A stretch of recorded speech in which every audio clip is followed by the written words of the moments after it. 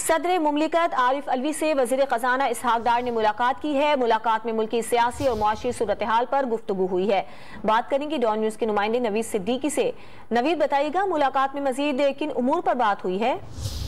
ये सरकार की अहम मुलाकात आज हुई है और गुज़िश्ता हफ्ते भी उनकी 2 मुलाकातें हुई थी। तकरीबन कुल 1 माह के दौरान ये छठी मुलाकात थी उनकी सदर मुमलिकत के साथ। सदर मुमलिकत ने 3 दिन जो है लाहौर में मसरूफ गुजारे हैं।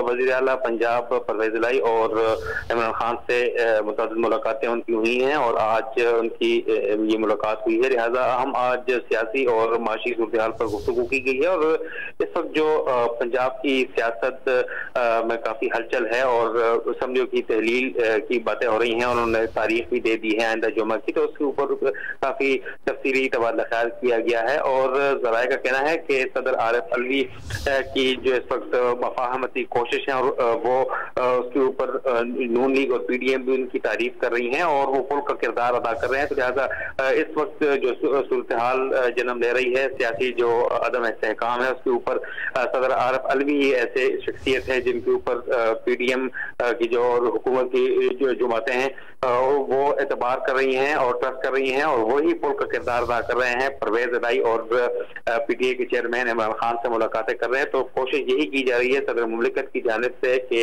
इस किस्म की जो सूरत हाल है, अदम इस्तेहकाम है, वो खत्म हो और तहलील की जो बातें हो रही हैं वो खत्म हो और जो पंजाब और KP की असम्बलियां ना टूटें, उसके ऊपर ये तमाम तर मुलाकातें का सिलसिला जो आज जारी है। गुज़िश्ता 3 मुलाकातों के हवाले से ऐवान सदर ने कोई एलामिया जारी नहीं किया। आज भी उन्होंने कोई एलामिया जारी नहीं किया। ताहम ज़राए का कहना है कि यह अहम मुलाकात हुई है, काफी देर तक ये जारी रही है और पंजाब की सूरत हाल बिलखुसूस और KP की और जो सियासत की जो सूरत हाल है, सियासी अदम इस्तेहकाम है, उसके ऊपर तफसीली गुफ्तगू की। नवीद सिद्दीकी, बहुत शुक्रिया।